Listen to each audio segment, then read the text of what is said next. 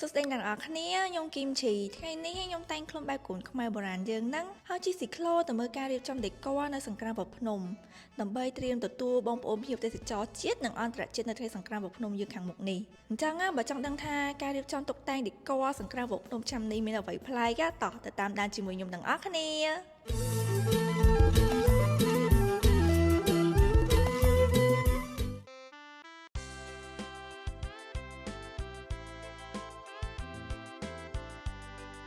ឥឡូវនេះខ្ញុំបានមកដល់ខ្លាំងទ្វារសង្គ្រាមព្រះភ្នំយើងហើយគ្រាន់តែមកដល់ភ្លាមមកពិតជាមានអារម្មណ៍ថាការដេក័រឆ្នាំនេះថ្លៃជាងឆ្នាំមុនច្រើនមែនតើនិងមានភាពស្រស់ស្អាតដែលធ្វើឲ្យអ្នកខ្ញុំមកពិតជាចង់ដឹងថាតើក្របភាពស្រស់ស្អាតទាំងអស់នេះមានអត្ថន័យយ៉ាងណាដែរណ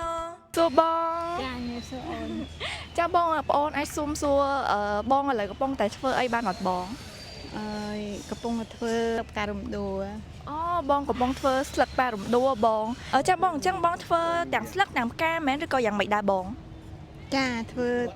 ទាំងស្លឹកទាំងផ្កាការតំណាងប្រទេសកម្ពុជាយើងគឺមានផ្ការំដួលហ្នឹងគឺជាផ្កាដែលតំណាងប្រទេសរបស់យើងហើយមិនមែនធ្វើតែឆ្នាំហ្នឹងទេតាមពិតផ្ការំដួលនេះគឺធ្វើរៀងរាល់ឆ្នាំតែម្ដងចានៅក្នុងឆ្នាំនេះយើងបានលើកយកមកដាក់តាំងពីពណ៌ជូនបងប្អូនខ្មែរយើងដូចជាក្មេងៗឲ្យស្គាល់មកគាត់អប្សរាតួឯកធំតួអប្សរាសណាគាត់អប្សរានេះយើងសម្រាប់ឲ្យក្មេងៗជំនាន់ក្រោយគាត់បានស្គាល់ណាពេលខ្លះក្មេងអត់ស្គាល់ទេហើយគាត់នេះមានតតឹងមុខកាត់វាប្រហែលជាង2ម៉ែត្រ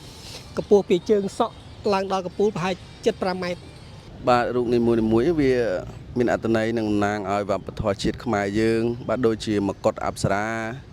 ពិនដ៏សែនធំមួយហើយដូចជារាជរថទូកហង្សបាទហើយនឹងចម្លាក់ផ្សេងទៀតដែលយើងទៅរៀបចំហ្នឹងគឺចង់បង្ហាញឲ្យកូនខ្មែរទាំងអស់បានដឹងថាវប្បធម៌របស់ខ្មែរអរិយធម៌របស់ខ្មែរយើងបានតាំងបង្ហាញឲ្យកូនខ្មែរគ្រប់រូបបានដឹងបានស្គាល់ចាជាចុងក្រោយលោកពូមានអីដែលផ្ដាំផ្ញើទៅអ្នកដែលមកលេងសង្គ្រាមព្រះភ្នំនេះអត់លោកពូយើងគ្រាន់តែផ្ដែផ្ដាំទៅបងប្អូនយើងដែលមកលេងនៅវត្តភ្នំនេះឲ្យស្គាល់ថានេះជារបស់ខ្មែរយើងពិតហើយកុំច្រឡំថាជារបស់គេរបស់អីចឹងណាតែឲ្យក្មេងៗយើងជំនាន់ក្រោយជួយគ្រប់គ្រងរបស់ខ្មែរយើងផងបាទជាចុងក្រោយខ្ញុំបាទសូមផ្ដាំផ្ញើហើយក៏ដូចជាជូនពរដល់ប្រជាពលរដ្ឋយើងបាទមិនថាតែនៅស្រុកខ្មែរទេអ្នកនៅនេះសមុទ្រក៏ដោយឲ្យតែជាខ្មែរបាទសូមឲ្យ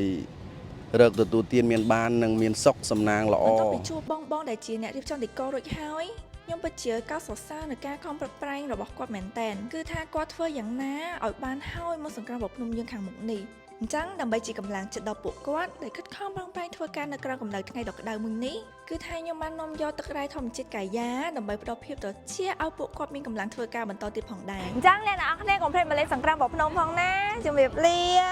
សួស្តីឆ្នាំថ្មី